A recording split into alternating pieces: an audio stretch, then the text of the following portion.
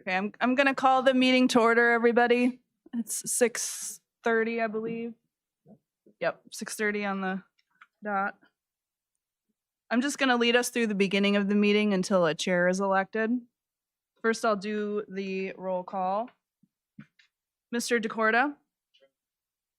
Mr. Kendrick? Absent. Mr. Maffett? He usually runs a few minutes late, so he might show up. Ms. Flatley? Here. Mr. Nicely? Here. Mr. Palavoda? Here. And Ms. Moncure? Here. Okay, we do have a quorum. And I'd like to ask Mr. Palavoda if he could lead us in the pledge and the invocation, please.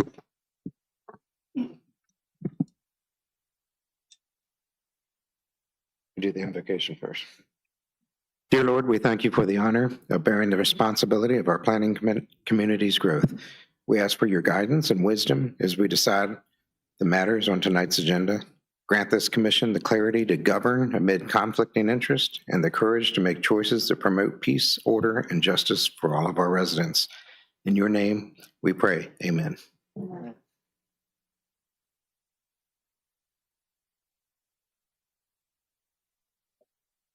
Allegiance to the flag of the United States of America and to the republic for which it stands, one nation, under God, indivisible, with liberty and justice for all.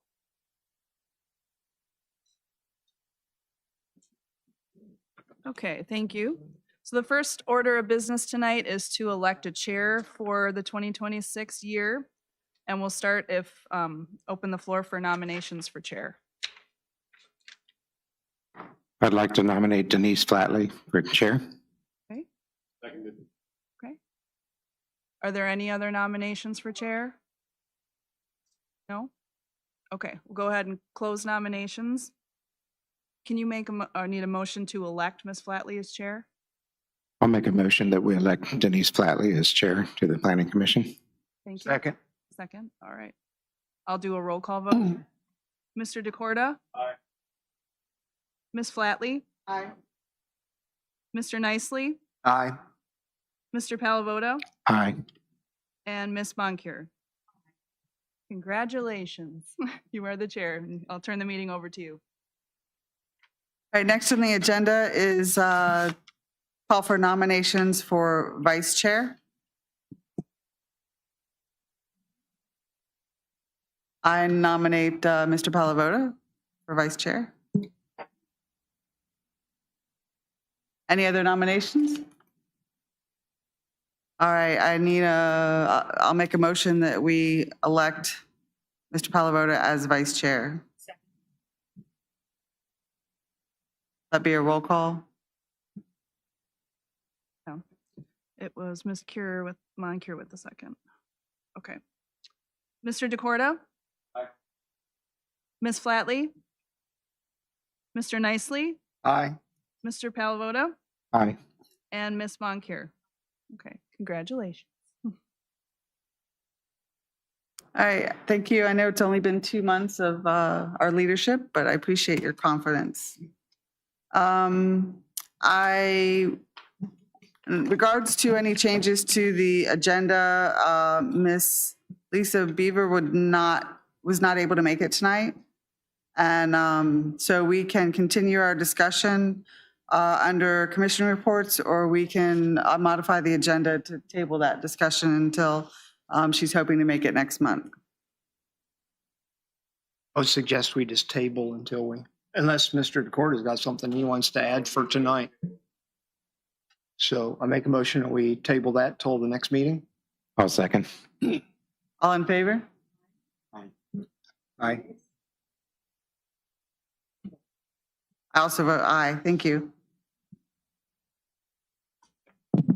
Next, we'll review and adopt the 2026 bylaws. If you have any questions or discussion about that. There was one highlighted Yes, area. I just wanted to bring your attention to one proposed change at the staff level was on page 6. Item number 7. So it's highlighted in green in your packet. But where it says that the secretary notifies the property owners and adjacent property owners regarding applications for public hearings, that's actually the responsibility now of the applicant and the developer. So I just propose that we strike that one section. Any discussion on that? I make a motion, we strike para, section 2C7 regarding, do we strike that from the bylaws? So upon reading these, it looks like at the very end, it says that any changes to the bylaws, proposals for modification shall be submitted at a regular meeting, but they cannot be considered for action until the next regular meeting. Is that correct? That is correct. So yes, I would recommend that we wait to adopt until next month, but I'll fix that and then bring it back to you for February. The other thing that I thought about and wanted to bounce off of you guys is there was some confusion, I think, at one time about whether or not each board member could nominate someone, had to nominate someone from their district, or if they could nominate someone from another district. And I was asking you guys to consider that we change our bylaws to make sure that we have at least one member on the commission from each voting district. I was going to make the same recommendation to the Board of Supervisors that that the goal should be to have at least one member representing each district on the commission, and replacements and nominations should reflect that objective. I'd also like to consider inviting the Board of Supervisors to nominate a member themselves, which may improve coordination between the two bodies. I see our bylaws allow a Board of Supervisors member to be a commissioner and vice versa. And I'd like to extend an invitation. I'd like to suggest we extend an invitation to the board to nominate a supervisor as a member of the Planning Commission. I don't see that as. Do we think that's something that needs to be in the bylaws? That's something we can do separate from the bylaws, because the bylaws already allow them to be a member. Yes. It does. That's true. And that's also in the state code as well. I would like to endorse that and encourage that, and make an invitation from the chairman of the Planning Commission to the Board of Supervisors to encourage them to nominate a commissioner when a vacancy occurs. Nominate a member of the Oh, Board of nominate a Board of Supervisors. Supervisors to serve. as a commissioner. Okay, I don't mind passing on that information. Discussion on whether or not we should change our bylaws to include someone from every voting district? So historically, I don't know if it was confusion necessarily, but last year at this time, we talked about requiring only the commissioners, requiring commissioners of each district to only be residents of that district. And then we pulled back because we talked about certain commissioners being outside of the district for which they represent. Like my illustrious colleague over here.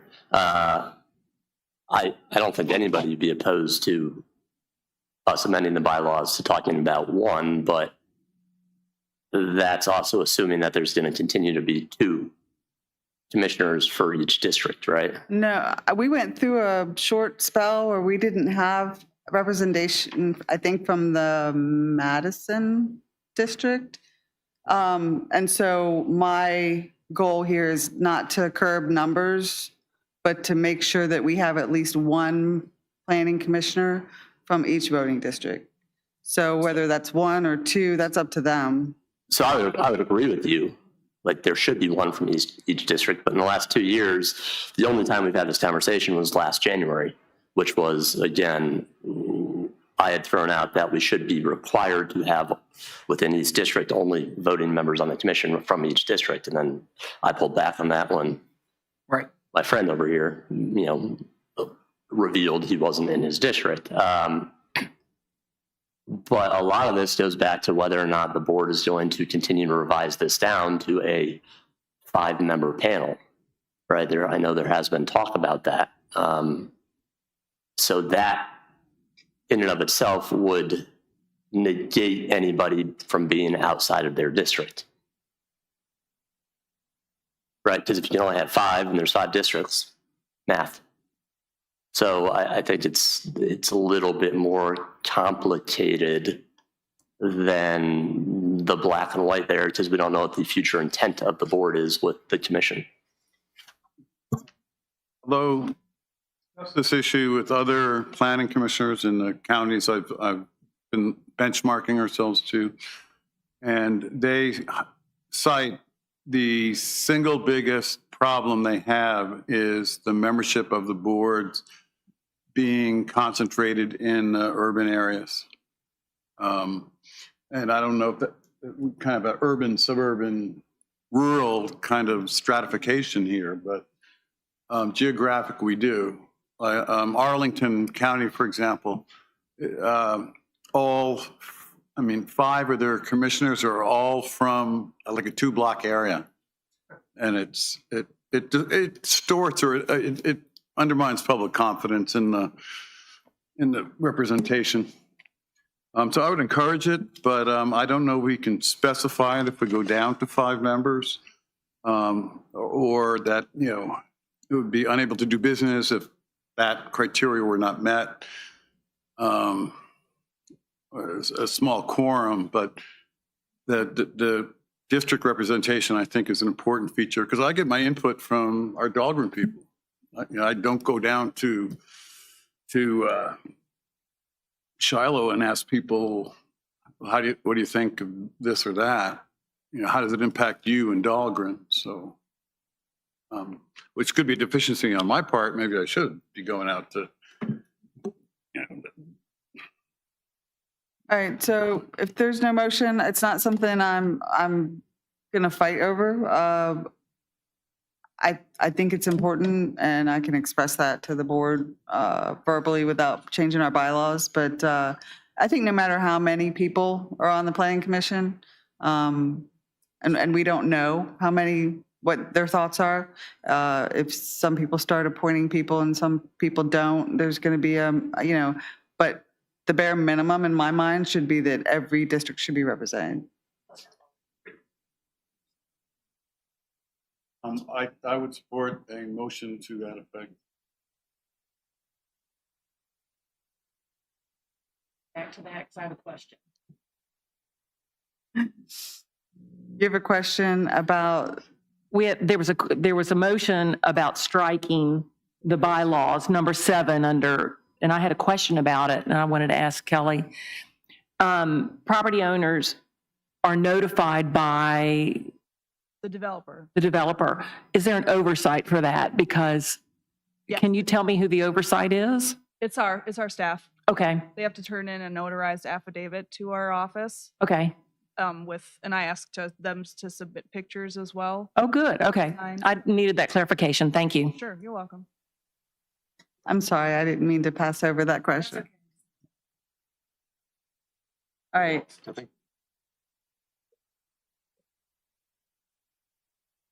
We did have a motion that was seconded, It was second. and it will be in our, we will vote on it next meeting because we have to have another meeting to actually change the bylaws. So any proposed changes that we do today will be voted on in February.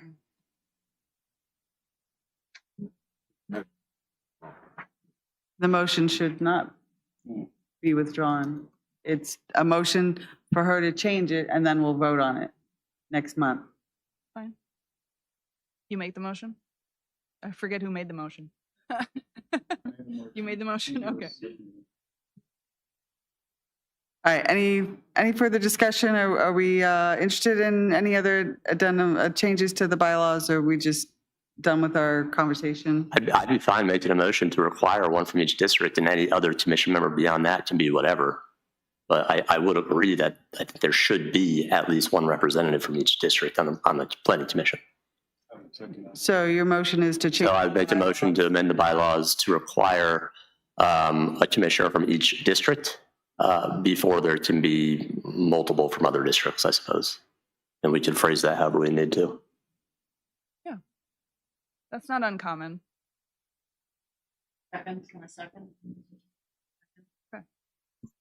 All right, Do we want to wrap all that up into one motion? so, yeah,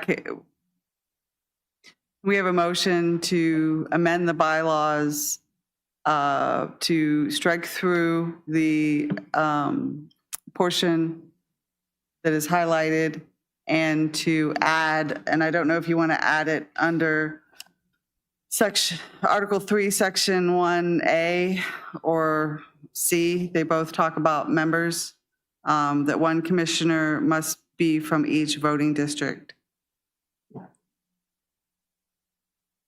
I'll talk to Mr. Stewart about where the best place to be would put that, but it probably, under the membership section, so we'll figure it out.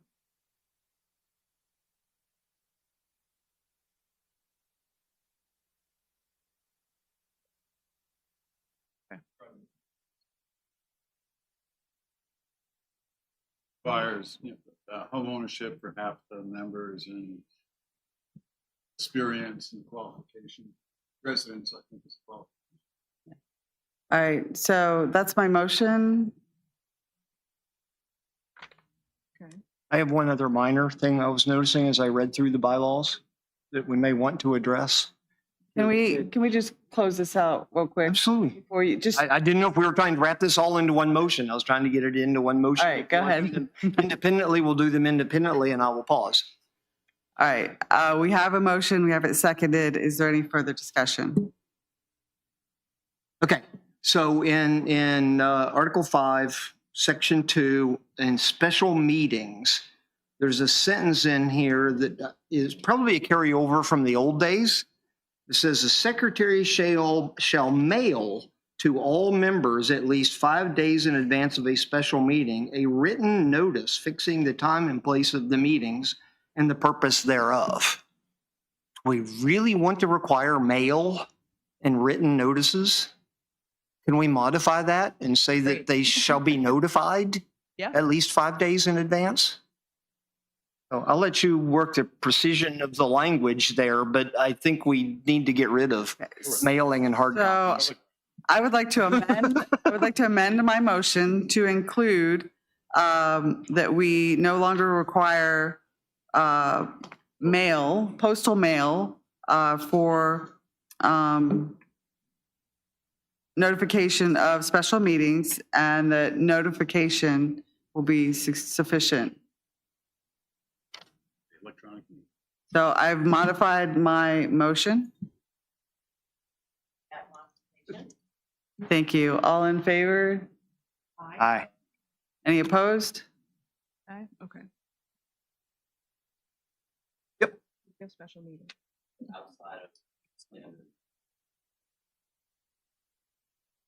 Yeah, so All right. do we really need mail? All right, so no one is opposed, motion carries. All right, review and adoption of the electronic participation policy. Is there a way that we can incorporate that into the bylaws? I don't understand why it is completely separate. I don't recommend that we do that, because a lot of, Your mic's not going, or at least I'm not hearing it. I don't recommend that you incorporate them into the bylaws, just in case things change. I'd say that it's operated years now. I agree. I don't have a problem with the policy. I just didn't quite understand why it was completely separate. We talk about all the other meeting attendance requirements and all the other stuff in the bylaws. Rationale, kind of a contingency thing.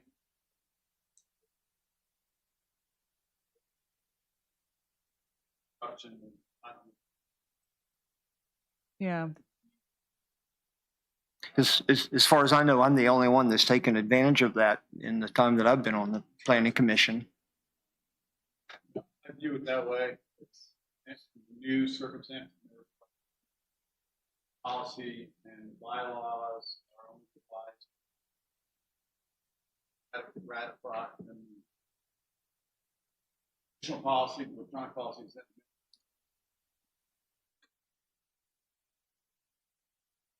It was just a thought of consolidating, and that's fine. I mean, I don't have any problems with it, just trying to consolidate into one document. I'm kind of, if it's not broken, don't fix it kind of person, but does it have any effect on staff? In terms of, If it was incorporated or not? I mean, doesn't matter. I mean, I wouldn't recommend doing it for the very reason he was saying, that if it changes, if for some reason the county adopts you have to show up in person policy, then we'd have to take it out. But they always can be changed too, so that's. all right. Well, like I said, I don't feel the strong need to change something that's been working, but It's if I fine. have any motions, I'll toss it out. No one else seems to jump on it, so I'm going to let it go. well, we still need a motion to adopt it as is. This is the electronic participation policy. I make a motion.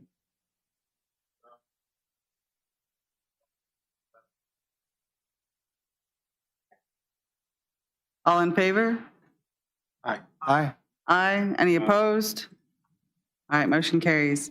Adoption of the 2026 meeting schedule, that should be in your packet. I didn't see any holiday things that caught my eye. All on Tuesdays, pretty consistent. Any discussion?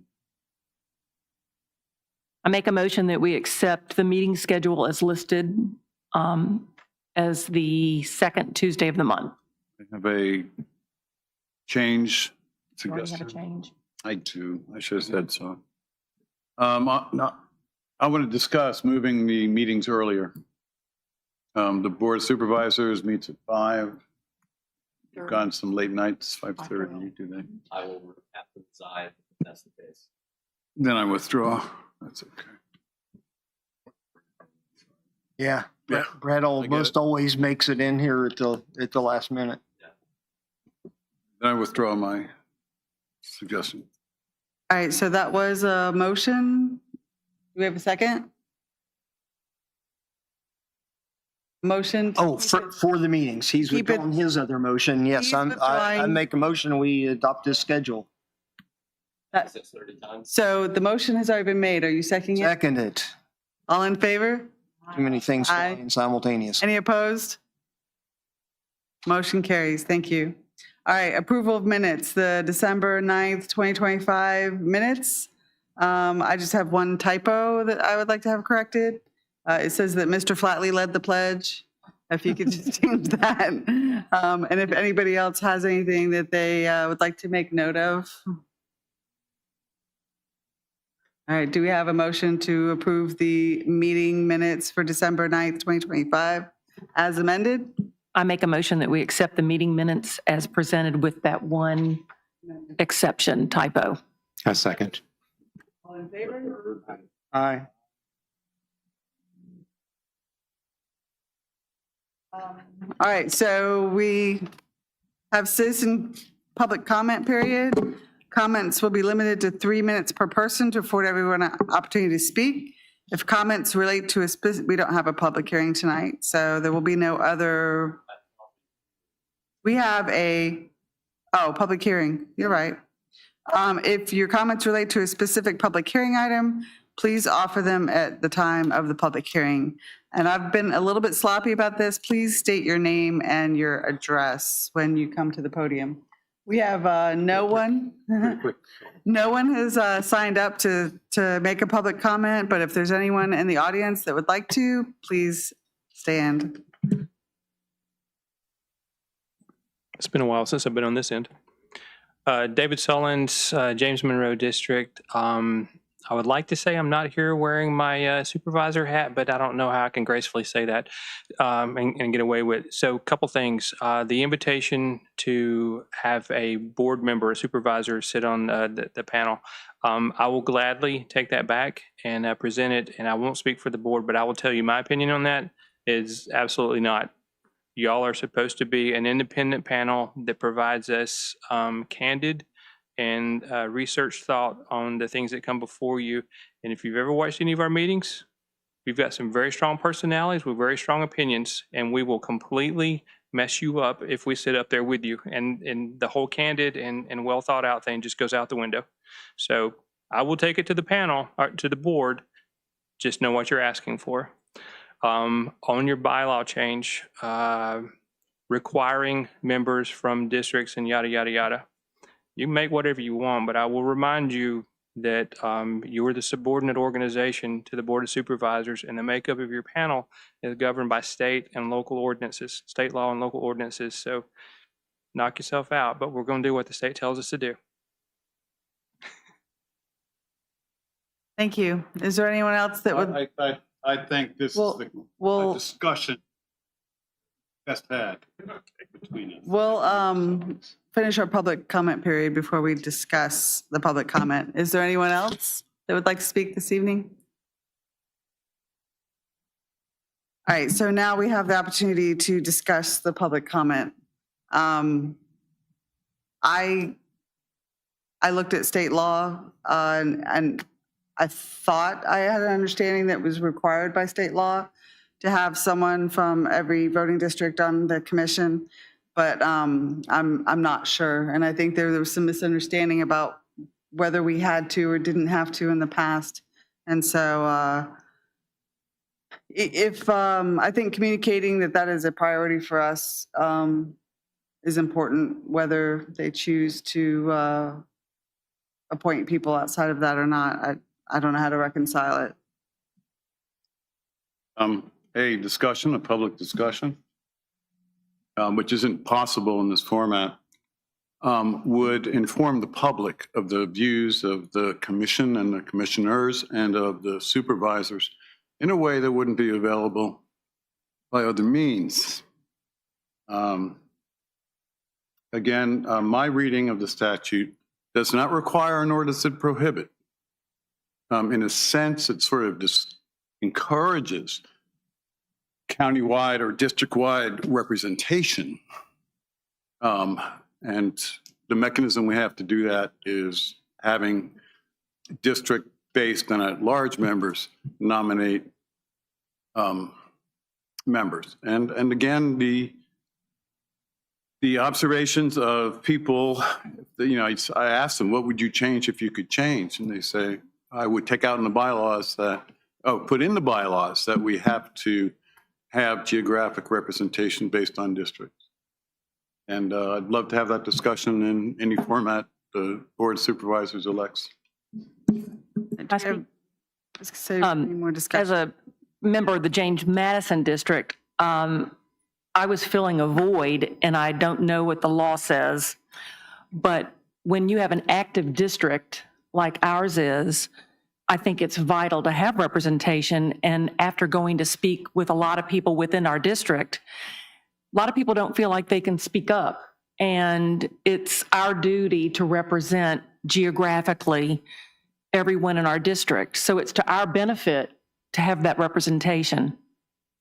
May I speak again? I'm sorry. I'm completely messing you up. You know what? I feel like we're past that point in our agenda. Yep. And as much as I appreciate It's your you, meeting. I don't want to treat you special. But I think I appreciate that you have more to say, and I just feel like we need to stick with the format. Thank you. Any more discussion of public comment? Yeah, I just got one more thing to say is that I believe the supervisors already nominate from their district. I think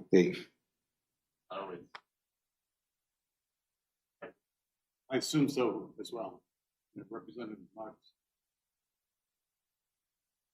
No. Okay, so to address the oddball in the room here, I've been quiet to date, but I'll go ahead and speak up. I approached my supervisor. I live in the Shiloh district. I approached my supervisor about wanting to better serve the county and step up and be a good citizen of the county. That's what was instilled in me from my parents and my father. He served very much in our local county, and I wanted to do the same thing for King George. She had already had a position she had available. That was Mrs. Bender. And by the time she and I had talked about it a couple times, by the time I got back to her and agreed to participate in the planning commission, she had already nominated Denise and did not have an opening remaining. However, she contacted T.C. Collins and he didn't have anybody at that time. So she let him know that I was interested in serving the county and he nominated me for his district. And here I am.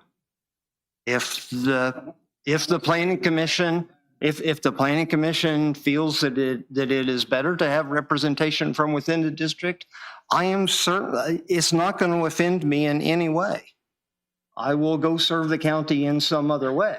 No. So I want to be clear that I don't mind if we have representation that doesn't look equal.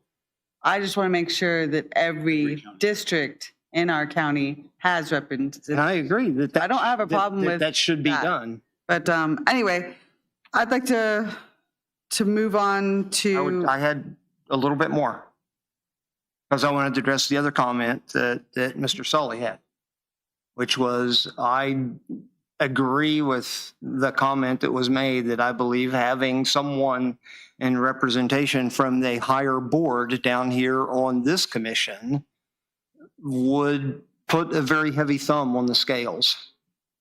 And I believe that it would restrict some of the discussion we have and some of the information that we get out because we would have that higher authority on the panel. So all right. I tend to agree. So I respectfully, I think we need to move on from this. I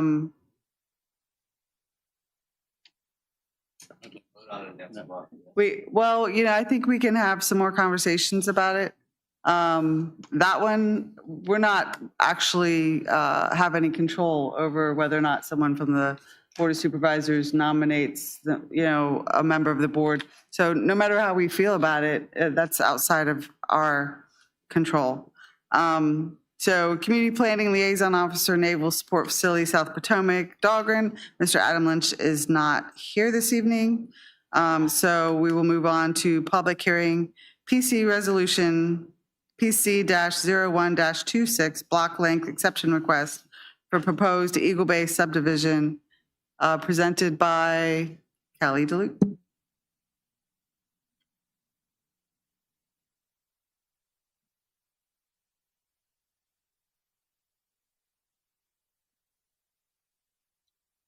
Thank you, Lucy. Yeah, give it to Sean.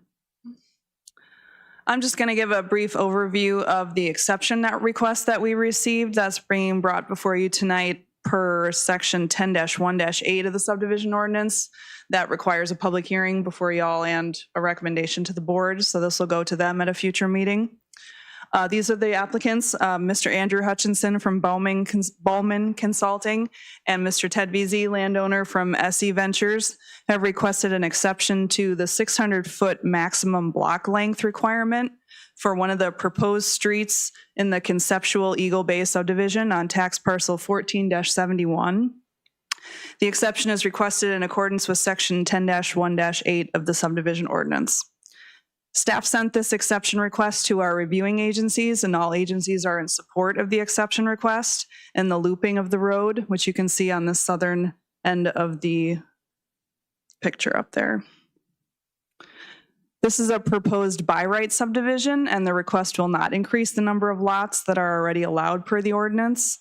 VDOT commented that the road layout as presented with the exception will allow for greater connectivity and will meet the secondary street acceptance requirements. Chief Moody commented that the connected road would provide for a more seamless and faster response times in the event of an emergency. PC Resolution 01-26, as well as draft motions, are included in your packet, and I'll turn it over now to the applicants to give their presentation. Thank you.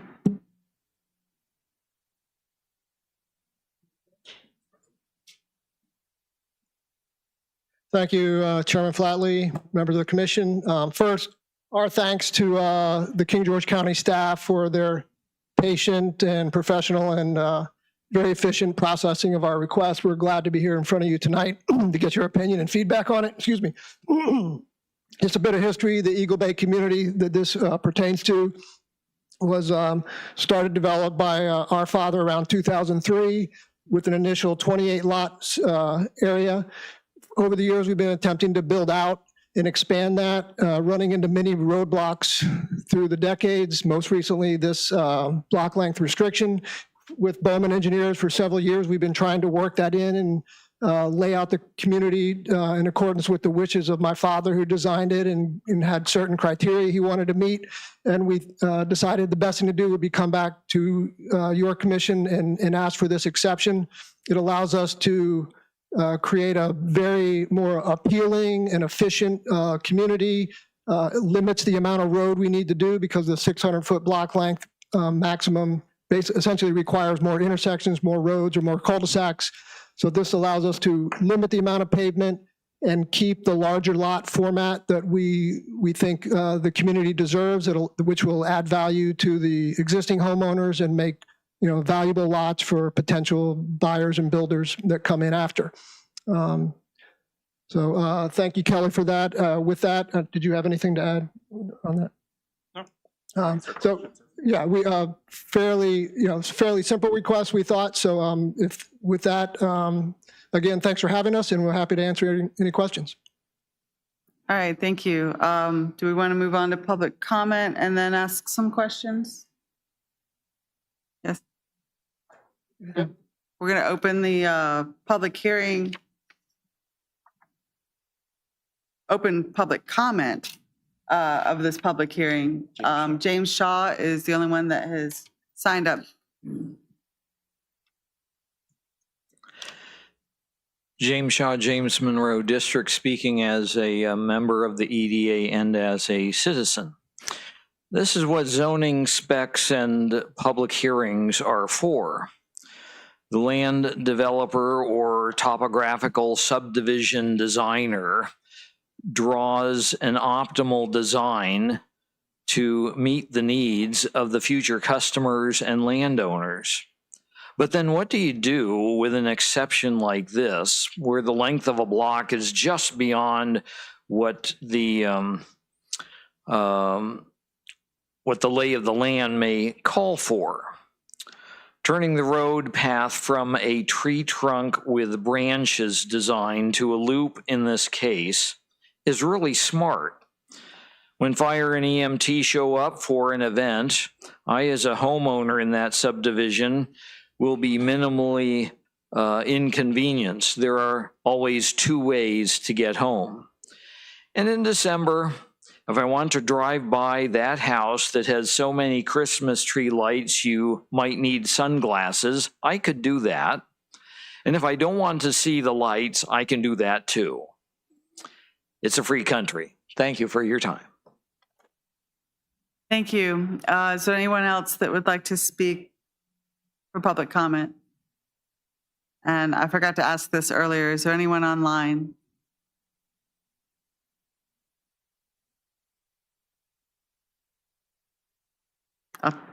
No, Madam Chair.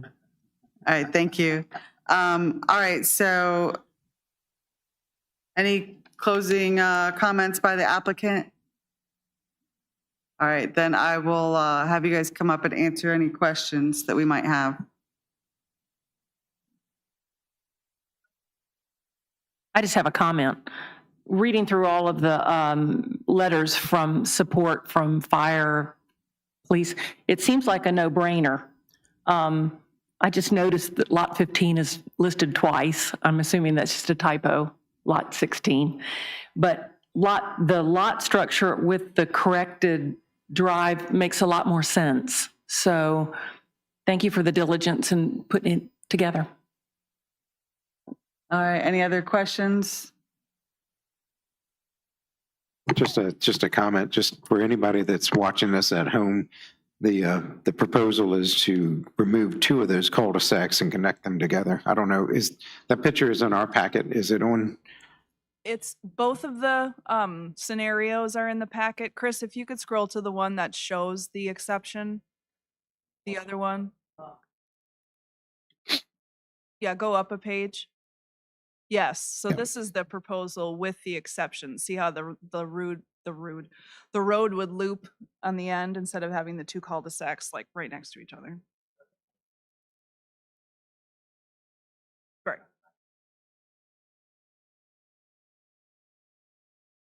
All right, any other questions? All right, I just, to be official, I believe I still need to close public comment. And then I will close the public hearing. And now we can discuss it or make a motion. I think my only thought when I looked at this is what they did to make this a loop is great. But what I'm wondering in our ordinances where we have block lengths and those lengths are being used to determine the length of a cul-de-sac, I'm not sure that the spirit of the creating blocks is working. And so maybe we could talk and tweak that a little bit. But obviously, you followed the way it's written, and I think the exception is fitting. Any other comments? Just want to be sure that we are voting on this exception, this block length exception, and no other features or aspects or approvals for any other aspect of the final plan. I printed out the recommended motion, but I don't have it in front of me because I left it in my printer at home. But that should clarify it. You're going to pull that up, Sean? There you go. I can do it. It's I move to adopt resolution number PC-01-26 to forward the block length exception request submitted by OMEN on behalf of SE Ventures, Inc. to the King George County Board of Supervisors with a favorable recommendation. Second. All right, is this roll call vote? Yes, ma'am. Mr. Palavoto? Mr. DeCorda? aye. Mr. Maffett? Aye. Ms. Flatley? Aye. Ms. Moncur? Aye. And Mr. Nicely? Aye. Motion carries. Thank you. Thank you. All right. So no items deferred from previous meetings, no special presentations, no old business. So our new business would be Mr. Smolnick, County Administrator, presenting our 2027 to 2030 CIP.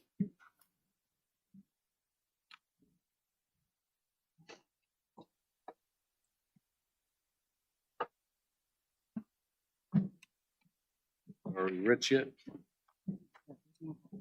Okay. All right. Thank you, Madam Chair, members of Planning Commission. I'm Matthew Smolnick, County Administrator here for King George. It's that time of year again where I'm in front of you for the capital improvement plan for FY27 through FY31. Next slide. So this information was sent to you all. But I'm going to go through them individually, and just as we did last year, we can have a good conversation and we'll kind of circle back around. But what I wanted to really stress with this slide right here, a little over $39 million in request for this upcoming fiscal year. Last year we were at $13.5 million.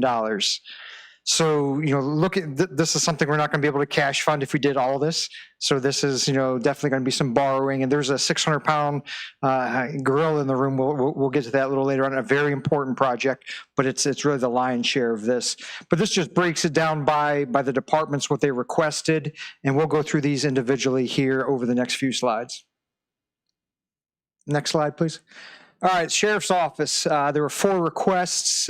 So the way this works, on the left-hand column, that's the project number, then the project title, the priority. This is staff's priority. I actually went back and watched last year's Planning Commission meeting, when we started talking about this. And these, urgent, necessary, desirable, and future. Think of the urgent are the next 1 to 2 years, and future maybe 8, 9, 10 years out. So staff has already prioritized these based on the needs of the community, the needs of the operations of their specific departments. We are providing that for you all, for your consideration. And then at the end of this, the exercises, you all will rank them based on your own individual priorities. So the next column over is a description, just very basic, what the project entails, and then the requested money for this upcoming fiscal year. So when you look at the information that's provided to you, there's 70 some projects altogether. We're just focusing on the ones that are requesting funds this upcoming year.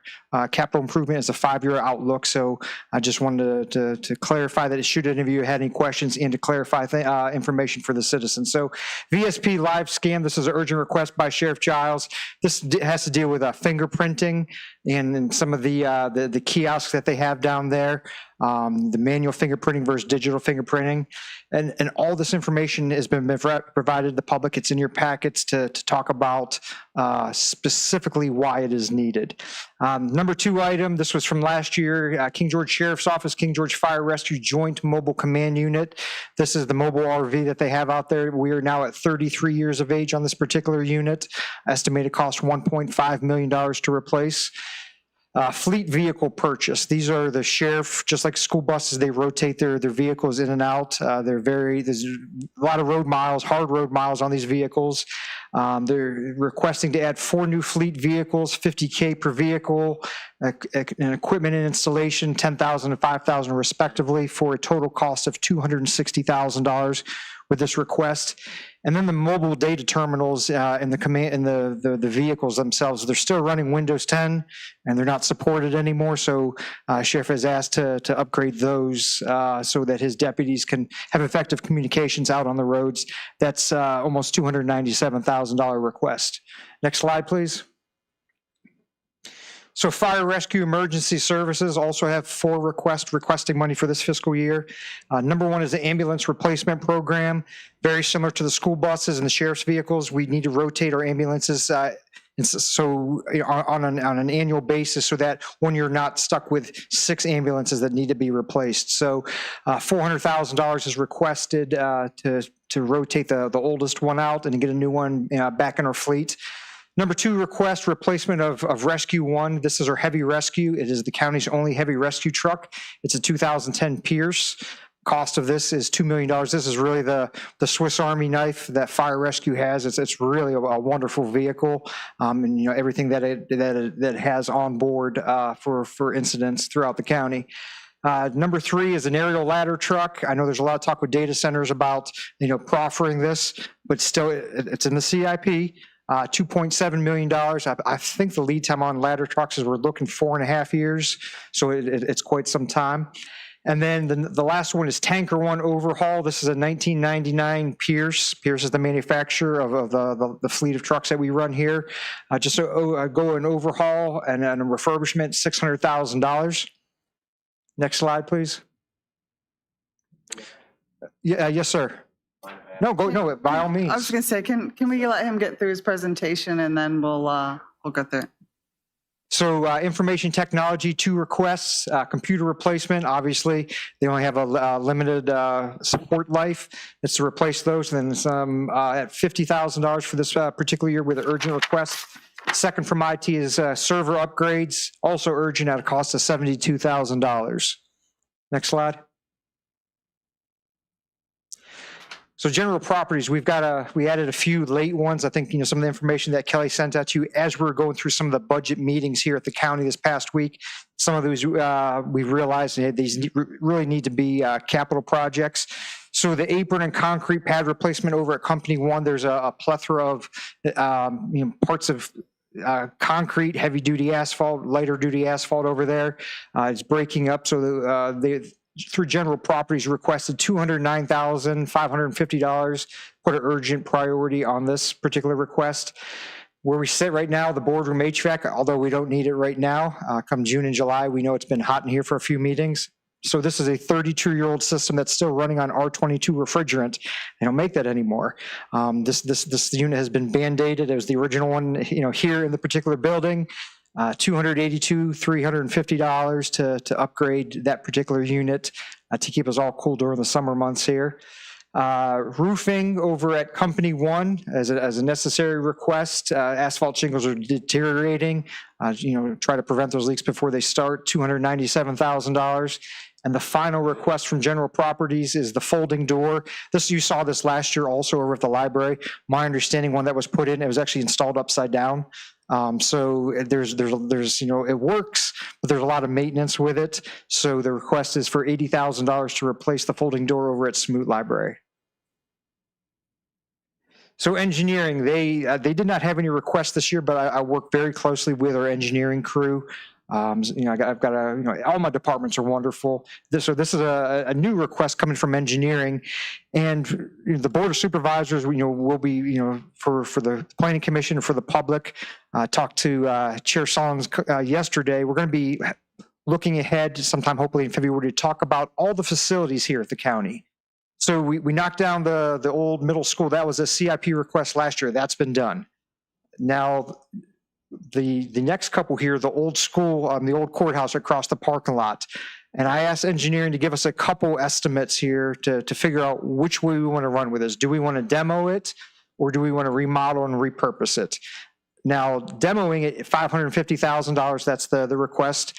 I want to point out that the remodel and repurpose is not $1.65 million. It is more than that. This is only the money that's requested. I want the total numbers in your packet. I think we're more in the magnitude of $6.5 million if we do remodel that.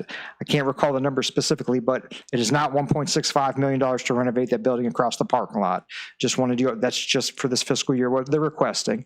A new county building, possibly a new administration building. We are talking about the Revercombe building on the far end of the building, extending a new building down that way. And what that looks like, does it connect to this building? Is it offset with a breezeway, with a sense of place in between there? Looking at those particular numbers, again, we're not building a 40,000 square foot building for $1.6 million. This is for A&E services. So if we take this step, then the next step would be construction, and we're going to see some more money in the out years. And then a new shared central storage facility. There've been a lot of conversations here at the county. We have things packed in every building that every bit, with the tearing down of the old Votech building, how much stuff was crammed in that building. Schools are in the same boat. So working very closely with Dr. Boyd, with the schools, it's like, well, why don't we do a shared facility? I think last year the schools had their own facility in the request, and we said, you know what, let's go in this together. So what would it take to have, and the way we see this would be partially conditioned, and we can order things in bulk. Every time we go through the warrants, you see all these warrants for the janitorial supplies. Well, if you buy things by the pallet in the case, it's going to be a whole lot cheaper than if you buy it by the gallon.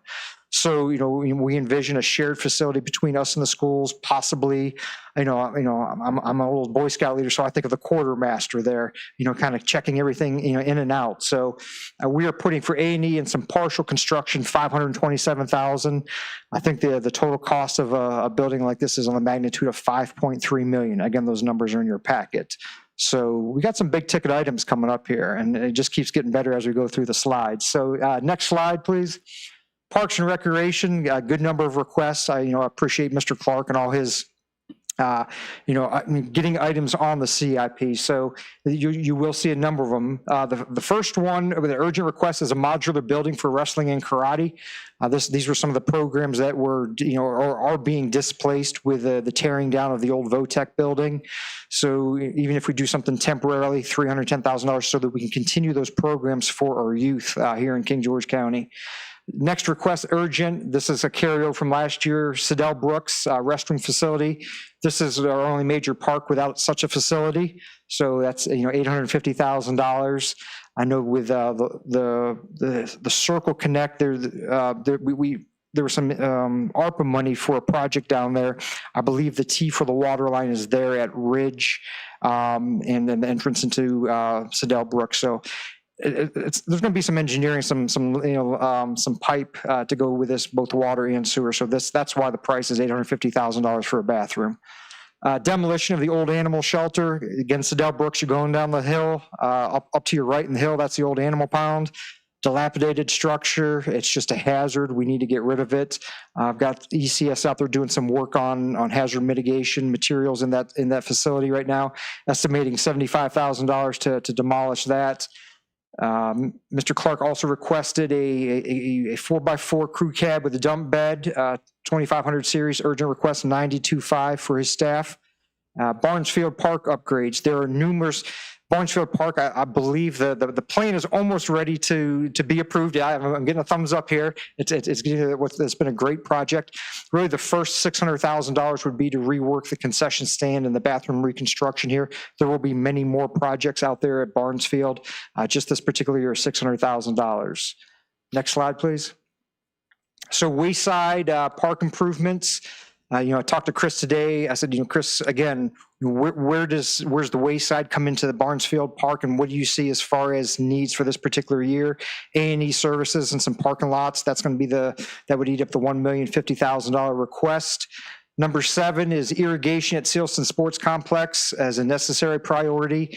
The Bermuda grass out there, or zoysia grass, without irrigation, kind of a tough summertime without any rain. It's going to make it tough to keep those grass nice and manicured for the sports. So $150,000 request by Mr. Clark. Also requesting a new playground at Sealston Sports Complex. It's one of the only 3 major parks in the county without a playground. A necessary request at $250,000. And then some facility renovations and improvements as a necessary priority at the Citizen Center. Chris, I believe the last time this was updated, there was a fire there. So we got some very old carpeting, some doors, and some improvements in ADA accessibility improvements that would need to be made on the interior and exterior. Chris is estimating $100,000 for that particular request. Next slide. I think this is Chris's last slide. So you can see he had 11 projects for this year. So, thank you for Mr. Clark. Pier maintenance and improvements down at Wilmot Landing. He has this as a necessary. It's a 26-year-old pier down there, $200,000 request. Ralph Bunch School renovations. You've seen this many times. Again, this is for A&E services only, $50,000 request. LED message signboard, maybe some flag poles. This is a desirable. So again, not really, this may be a 6-7 year down the road. So staff's not putting it as a higher priority. $85,000 down there at the Citizen Center on Route 3. And then the Trailways implementation plan, $250,000. The county was awarded, it was the sidewalk grant, and then there were some improvements down there by the middle school, Dahlgren Road and Sheets. We had some money here in the CIP to utilize as matching funds. So it was a one-to-one match. We have those available. Right now, it's my understanding there are no current applications in for such requests, but it's nice to have that $250,000 earmarked in the CIP should a request come about. So we put that out as a future, where Mr. Clark did, just because there's no pending applications right now. And next slide. And we're getting near the end. This is Register. So we talked about this last year.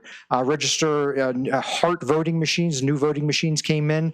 We did half of the payment last year with the understanding that the second half would be part of the FY27 CIP. So this is the second half of the new voting machines and other touch writers to ensure ADA compliance and the EAC standard. So this is really going to get, a high, it's a necessary, but as I make recommendations to the board, this is going to get flagged as it's going to get done so we can get all the same voting machines here in the county for the register. Next slide. Solid waste and recycling. So we've got we do pools at our convenience centers. One of the trucks is not roadworthy, and the other one that we have here is it's on its last legs. And we've seen it in the shop many a times here over the last 8-10 months. And Mr. Newchuk has requested a roll-off truck at $265,000. And some of these, the convenience centers need to be pulled. And I learned this whenever we had our snowstorm back when we did shut the county offices down. Mr. Newchuk said, hey, Matt, we need to go, even though it's snowing, I need to pull these convenience centers to get them ready for the entire weekend. If I don't pull them on a Friday, we're not gonna have room. So, those roll-off trucks, are necessary to keep those convenience centers up and running for our citizens. And then we've been talking about a Perkins Corner electrical upgrade. There are many amendments with waste management for this, and we're still running single phase down there. And these compactors, what I've learned through Mr. Newchak, you get a 3-phase in there, you can get bigger hoppers, bigger, heavier duty units. And instead of running that compactor, 20 times an hour, you maybe only have to run it maybe 4 times an hour. So it's less wear and tear on it. But we're going to need 3-phase power to get those up and running. So requesting $475,000 to make these upgrades to Perkins Corner. And then Perkins Corner office trailer, it's pretty rough shape. That's the one as you go past, as you pull through, as you dump everything off, it's the trailer right in front of you. Floor soft, it's rough. So Mr. Newchak has requested $80,000 to replace that office trailer. So King George Schools, here's I think we all saw this one, don't be surprised, is the VOTEC building. An urgent, this would be a 2-story, 30,000 square foot state-of-the-art VOTEC building here for our trades programs at King George High School. Right now, the estimates, I know RRMM did some architectural work for the schools. Preliminary estimates on this building are just shy of $19 million. This is where we come in. This is not being cash funded. There's going to be some borrowing associated with this. So I just want to let you know, but this is, it's a high priority of the board, the school board. Me as an economic development director, county administrator, those trades are super important. So I put a lot of weight, personal weight in my professional stance, behind this particular projects. Maintenance trucks, they're requesting a couple 3,500 series work trucks to replace an aging fleet, $55,000 a piece for a total of $110,000. School bus refresh, just as a sheriff and the ambulance, Dr. Boyd and the school board have requested $650,000 for 5 or 6 school buses. Let's do this every year so we don't have to do 30 at one year. So it's not a huge hit. So I think that's pretty important. Potomac Elementary School parking lot, there were some photos in the material submitted to you. It is in rough shape out there. This has been a request to the school for a number of years. Urgent request, $100,000 to repave and restripe part of that lot. So Potomac Elementary metal roof, it was installed in the 80s. It's pretty rough shape. Again, the photos show some severe leaking coming through the existing roof. They're requesting $800,000 to replace or overlay the roof. King George Elementary School air handlers, talking to Mr. Clift about this with the schools. There's 7 Buffalo air handlers, all 29 years old. So, we're dealing with some dinosaurs here, trying to deal with things that are 3 decades old. We think we can get a couple, maybe another year out of it, but we're not sure. So they wanted to put it as an urgent request, $475,000. And then flooring replacement at both Potomac Elementary, King George Elementary School, $145,000. Various types of flooring throughout the schools. And I think that's it. So this is just a refresher of the total request for FY27. $39,370,707. Now, Ms. Flatley, I can take questions now, or I can kind of explain, I guess, the Planning Commission's role and my request of you. So, yeah, I know we all have a lot of questions, and I know previously, not last year, but before, we had different departments come in and answer questions. So if you could please explain what we should expect going forward with how our questions will be answered and how we will do this. So, and that's why I went back and watched the meeting from last year, because I know there was this discussion. I came in as a county administrator and I changed things up. We got a CIP done in a budget approved faster than, previous years. And, personally, I'm looking to Mr. Stallings over my left shoulder here. I don't think he wants to sit through 13 work sessions going through a budget. We had 1 work session last year. Got the budget done faster than any time before. We're going to stick to that same model, which is why I'm before you here in January. So staff has already, again, we put our priorities on this project based on what we see and our needs in the community, growth, the land use, the transportation, things like that. So the Planning Commission, we value your input, and what we want to do is, just like last year, you've got this 3-page handout in front of you. I made it pretty simple this year. If you you want to just go to the back page, there's pretty basic instructions, and all the boxes are highlighted. So if there's a highlighted box, that's where the planning commission needs to rank. And just think of a range of 1 to 10. 1 being the most important, 10 being the least, I don't want to say not important, but the least important. So think of it, hey, I want to see this done in the next 1 to 2 years. I'm going to give it a score of 1. I think this is a 7-year project. I'm going to give it a score of a 7. So the planning commission's responsibility is to look at this list along with the associated material that has accompanied this from Ms. Leduc. All the information that I have is the information that you have.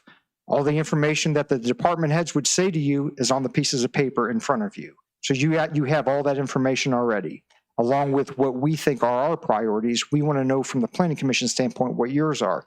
So the request of the planning commission is to take this information, fill out the boxes that are highlighted in yellow with either a 1 through a 10.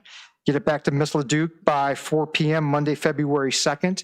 You can hand deliver it, you can scan it, send it to her, email it to her. If there are specific questions, you can feel free to email me directly. I'm kind of, as a county administrator, this is my responsibility to handle the capital improvement plan. If you have specific questions, please go through me and I'll farm those out to the appropriate department head. Again, please read through the material that's been presented to you. Most of the time, the answer's already in there. If you do have additional questions, we'll be happy to field those. And I request that, whenever these get filled out with your numbers on it, we will take the average, and then I will come back to the planning commission. Hopefully you guys will authorize a public hearing at the February planning commission meeting, at which time we can, last year there was some jogging around with some of the numbers. I said, planning commission, this project you guys had as an average of 2.8. There was some discussion. Well, Matt, maybe that's not important. Let's bump it up to a 5. It's really not that important. So what you say, and what you score, it's not an end all. And I will take those final recommendations and get, a public hearing is required at the Board of Supervisors also, which would be scheduled for March with hopefully an adoption at the first meeting in April. So this is an important part, the CIP with a lot of these buildings on here. I touched briefly on the capital needs of facilities and what the county's priorities are: building, renovating, demolishing. So talking with Mr. Solons, and I think we'll talk about this maybe under Kelly's staff report, would be to, a joint meeting to you all. You guys requested a joint meeting with the board to talk about the comprehensive plan. I think we can accomplish that, and then the Board of Supervisors would accomplish the facilities discussion, whether or not that involves the planning commission. I see that happening sometime in February. That's why I want to keep us on track here. And the reason why I want to stay on track is, still King George we do taxes twice a year. Taxes are due on June 5. Now, all the citizens out there watching, you can pay your taxes in advance at any time. You can come in every day, pay $20 on it if you like. You do not need to wait till the deadlines. But with the due date and then the mailing and give citizens ample time, that's what I need to start working backwards from that June 5 deadline. And I need to get the operating budget, and I want to get this done first. Typically, your CIP budget comes first and then the operating budget. So it's going to be abbreviated as it was last year. Comments that I've received from the board members and from citizens and especially staff members. At the end of last year, they said, Mr. Smolnik, that was the easiest the budget has ever been as far as staff time, and efficiency. So I want to follow that same format. And I'll be happy to answer any questions you have at this time. I understand that, let's go with Mr. Moffett first. He had one. The fire and rescue truck for 2.7 million. I know this has been proffered with every data center that we've reviewed here. When does that payment come to pass, I suppose? Right. And then how does that dovetail into this? So we want it in the CIP. Just because it's been proffered, just because a rezoning has been approved, doesn't guarantee that it will be built, that data center. Sure. And that, so if we were to pull it out of this, because we said, oh, it's already been in a data center, don't worry about it, and that data center doesn't ever come to fruition. So it's just going to be an accounting trade-off later on. That is right. We need to keep it in here as a list, so when somebody comes across, hey, what do y'all need? This is what we need. And in those proffers for the aerial trucks, I know there are in several, there's a specific language that it's for an aerial ladder truck or other uses as deemed necessary by the board of supervisors. I'm paraphrasing, so that we're not forced into buying 3 ladder trucks. Right. So, You mind if I ask another one since I got my mic hot? It's Ralph Bunchy, right? There's 4 years of expenses totaling $10 million. Is there a long-term plan? And then I guess follow-up question, which of these are like sequential dominoes? So step 1 has to happen before you can even get to budget line item 27, 28, 29, 28, 29, so on and so forth. I mean, they're broken up into steps, I think, for ease of getting a project started. Sure. You know, if I had Ralph Bunch it here at $10 million, it probably wouldn't get much weight. But if I put Ralph Bunch A&E 50,000, okay, that may be enough to get it started. So that's why they're broken out into different phases. You know, we only have limited money each year. Right. And you know, where does that fall in the priority? That's what I want to hash out with the Board of Supervisors. That's one of the projects. Where does this fall in your priority? Where does my staff focus their efforts? Is there anything here that we need to be aware of that is essentially that waterfall effect though? Like if we approve it this year, or not approve it, recommend it this year and the board then approves it, that it's not really an urgent next year. It's this has to happen, period, end of story. You know, typically you'd like to see A&E and construction follow the year after, typically. So if you're going to do A&E services, you would want some sort of construction or, you know, some construction demo work the year thereafter. So I would caution you on saying, hey, let's do A&E, but in the back of your mind, that may not be built or worked on for 7 or 8 years. That would be an instance where I would not recommend that. Okay. Thank you. Yes, sir. We're just going to go down the line. Everybody will get a couple questions. This may be, I have 2 questions, and it may have already been answered before, but the demolition or the repurpose of the old courthouse seems to be an either or. That is correct. Okay, so that we need to know that when we're voting. Yeah, and that's right. And again, I'm going to sound like a broken record. This is board. What do you want us to do with this building? Okay, good. One way or the other. The other thing is simple. The voting machines, the ones that we have, it's a second payment on the ones that we have, or are they? I think that's right. I think they did get them all, and then it's the second payment. Second payment, Yeah, okay. I believe we have all the hearts now, and I think the payment was split Okay. into two. Thank you for Thanks for the clarification. I believe you are correct. And if not, I'll get with Ms. Gump tomorrow, and I'll send that out to the PC. Couple of quick ones. Matt, thanks for being here today. The Ralph Bunch, if we don't know what's going to happen to it, the priority, I believe, should be preservation of structure and just preservation, just cocooning it, if nothing else. We really, I would prioritize anything necessary to prevent further deterioration. There was a roof put on that a few roof. years prior to me getting here, I believe. Part of it. Couple $1 million on that building, Yeah. roofing. Yeah. So we don't want to lose what we've tried to gain. So 4 million. if we don't need an A&E for that process, for cocooning it, and I would say the same for the courthouse, we do not want to destroy a historical building like that if there's an alternative.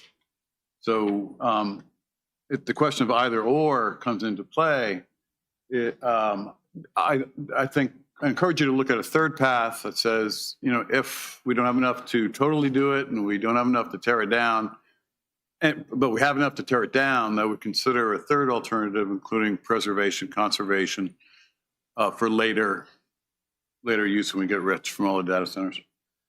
Parks and Rec, last year we discussed putting in the CIP as a placeholder or an incentive, a boat ramp and water access park for the Potomac side of the, we do not have a public boat ramp on the Potomac side, basically. Just put it in there so someone could proffer it in the future. And I was not really into the Barnesfield Park master plan. I think Mr. Nicely, you were involved in that. You know, what was the discussion on, you know, is there room at Wayside? I'm trying to think of properties that we own on the Potomac. Yep. The discussion we had in the Parks and Rec Committee was that there was insufficient room to put a motorized boat ramp there at the Wayside. If you go look at any public landing that's for big motorboats and trailers, you need a tremendous parking area, especially for something like that. The focus that we were having was on non-motorized canoe, kayak type of a boat launch, which is in the Wayside plan that Parks and Rec is putting together. We were not looking at a full-size. But I boat recall launch. this time last year, thank you, Mr. Nicely. This time last year, we discussed with Parks and Rec Director inserting a boat ramp for pleasure boats and recreational boats in the CIP simply as a placeholder, make up a number, have it there as a proffer bait for someone who may come along and resource it. I will bring that up at the Parks and Rec Committee tomorrow. Please, I thought that stuck last January. And Well, when we didn't have property, I don't want to turn this into a general discussion. but yeah, we don't have property. We don't have, you know, I know the things we don't have, and I know the things we want to have, and we don't get it unless it's in the CIP. Any other questions, Mr. Cordo? Good. No, thank Okay. you, Chair. So my question goes to the mechanics of this. If we put a 10, that means that we think it's less important. Then That is correct. what happens if we all put a 10 on something? Does that mean it will not happen? So it'll get a score of, whenever I take this to the Board of Supervisors, that PC priority list will be filled in. I used red numbers last year. So it'll have a 10 next to it. And that's telling, you know, the public and the Board of Supervisors that based on a review of the material, the Planning Commission thought this was not an important project to put money towards this current fiscal year. So it continues to be just a recommendation. That's correct. Okay. That's correct. Do we have an employee that's a property manager for the county properties? Property manager, like Like who makes sure that a building doesn't get dilapidated? And So we have a general property, general properties, let me back up. So it is incumbent on every department who resides in a building to ensure that, you know, if there are issues, they don't let it go by. Now, if I got employees who are walking past a dripping roof every rainstorm and don't say anything for 5 years, that's a problem. You know, general properties is you know, and really engineering, there's Bryce and Chris, those guys are really focusing on capital projects very heavily. So I think a combination between general properties and my engineering department, they're the ones who are, you know, kind of leading the charge, but it's ultimately the responsibility of everybody in a building. You know, if those eyes or the people who are not watching it aren't in that part of the building, unless they know something, they think everything's perfect. So I'll make a recommendation myself to the supervisor, but I think we should have a general overall property manager, somebody that would at least walk through the buildings and inspect them and just see with this person would be a trained or somebody in that field that would have a knowledge better than the staff that occupies. Well, I've got one of Mr. Conley in my engineering department is very well trained. His career's been in evaluating existing buildings, coming up, determining cost of new builds. So that's been his life. He's been with us for about a year now. Okay. So he's a wonderful asset to have. He can walk through a building and see things that I walk by 5 times and I have no idea because that's his realm. Okay. All right. That's all I had. Thank you. Yes, sir. My only question is, this is the first time I've been associated with the CIP that's got such a major capital outlay of a building, the VOTEC building. Is it common for major construction projects like that to be in CIP? Or should that be kind of set aside? Because that's like half of the plan. Right. If we look at it and go, well, we've only got $20 million, you go, well, that VOTEC building takes up all of it and nobody else gets anything else. Right. And maybe that's such a major project that it So again, it's Set aside separate. it's in here. So if somebody were to come in for a rezoning and said, hey, I'm doing something with trades, I see you need 19 million, I'll give you 2 million towards it. You all can certainly That's budget why it it's in there. separately. But I've got a thought process using some 2023 bond proceeds that were hopefully going to be left over from company 2. We're in design phase. That should be out to bid, I think, June 30th of this year. Preliminary numbers are coming in, better. I don't talk public figures. You say a building's going to cost $5 million, you're going to get bids in for $5 million. So I would like to think that there's going to be some leftover funds that were taken with that borrowing. And then there was part of that borrowing was for a pre-K also. The school board has decided that that is not their priority. They would rather shift those funds into the VOTEC building. So I think we're going to have some of that 19 million. And then we're going to have to, we're going to have debt. We're already working with Davenport. My guess is we're going to have to borrow the rest because I just don't see us cash funding that. Yeah, you kind of stole my thunder on my next question, which is I didn't see another firehouse. So Anywhere not in in this the plan. particular year. If you look But through I the did- document, is it there- in the- Shiloh's, it's a couple years out. It's Way about- out there, yeah. Yeah, I think it's 10 million for the structure, 3 years out. If I can remember. 2029. Yep. Yeah. Okay. Yeah, so it's in there, and then where that will be planned. I know Company 1 takes on a brunt of the calls, and the square miles that Company 1 handles is very large. So our thought is to kind of break that, put something out towards the Shiloh district to give some relief to this company. Do we have a place where we can see the school? I know last year we had some concern. We didn't have a long-term vision for where the school board was trying to go with things. They had a bunch of things like window replacements and roof That's fixtures right. and I mean, things like we that had- that I don't see this year. That is correct, because following the Planning Commission last year, we had this very discussion at the Board of Supervisors, and it was, we're not putting another dime in that old school board building. Don't even bother next year's CIP. That's why they're not in here. So that's where a potential expansion of the Revercombe building comes into play, or a possible, renovation or new build over here to get the school board office out of that facility into something newer. And then also we have social services. They're at the gills. We just renewed their lease. It was a 1-year option. Mr. Franklin is crammed. He's going to need space. We've got VPI, the extension office, they're leasing. We've got engineering and IT at the second floor, right across from Company 1. So if we build a building, we're going to fill it up very quickly, with our administrative offices. And again, I always like to own versus lease. So And the school board has taken off another school? The school board has taken another elementary school off the table for now? So my understanding from the school board is the VOTEC is their priority right now. The numbers are down, and I know Ms. Leduc presented me with some CO figures. I want to say last year we were at 215, 213 through middle of December. We were like at 140. So, and the schools are seeing that also. They're seeing a drop off in the number of students.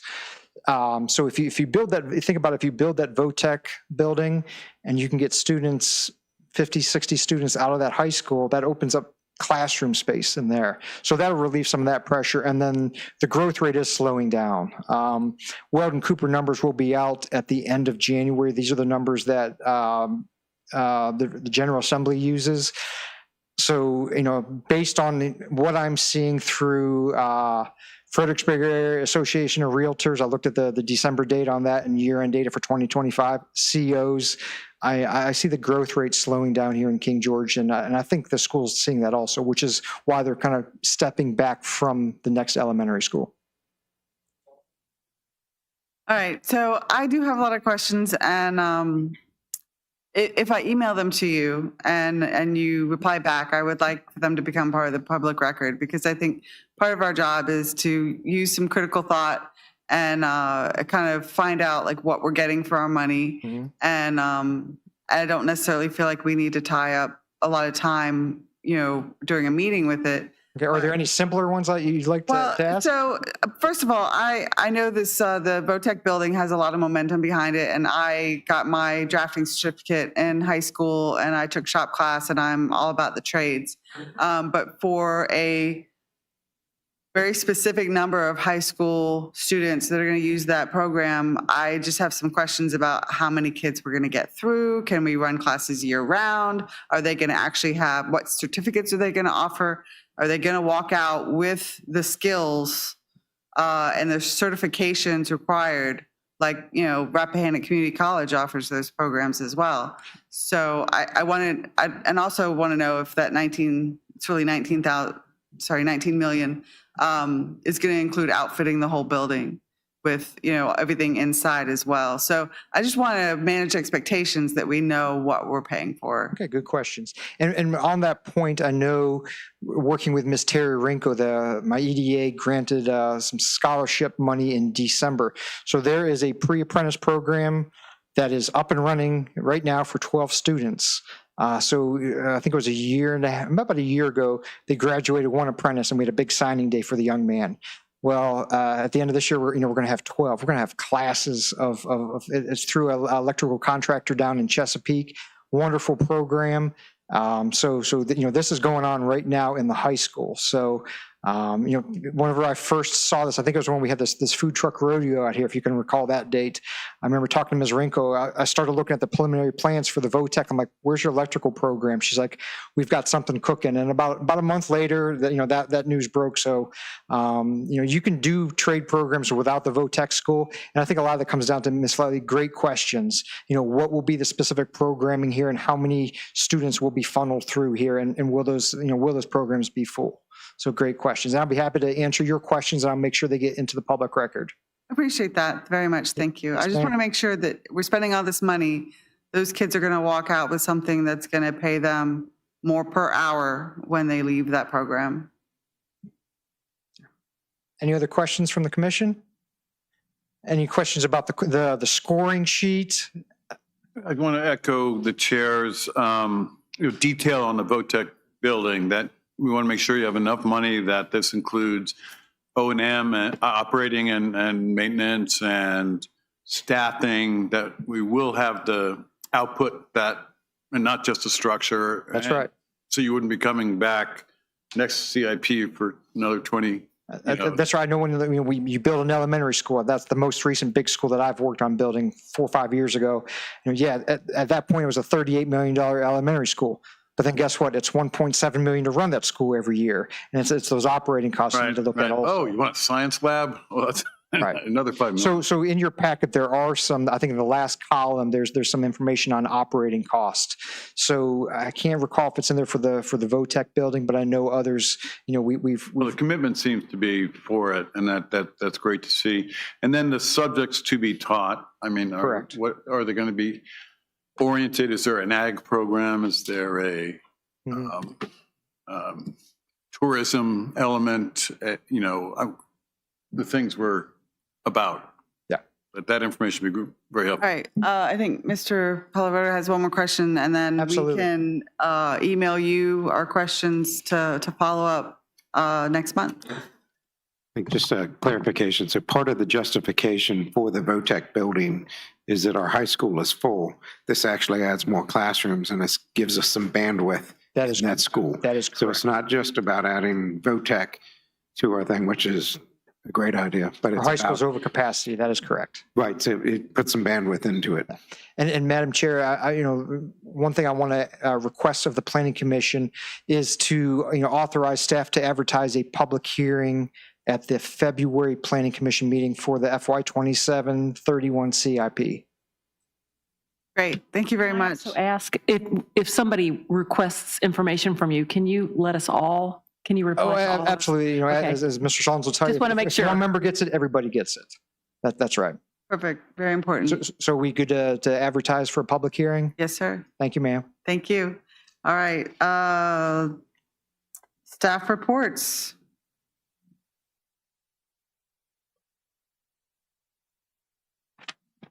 The January 26th report was included in your packet, and I am happy to announce that we did hire our second permit technician, and she accepted, so she starts February 2nd.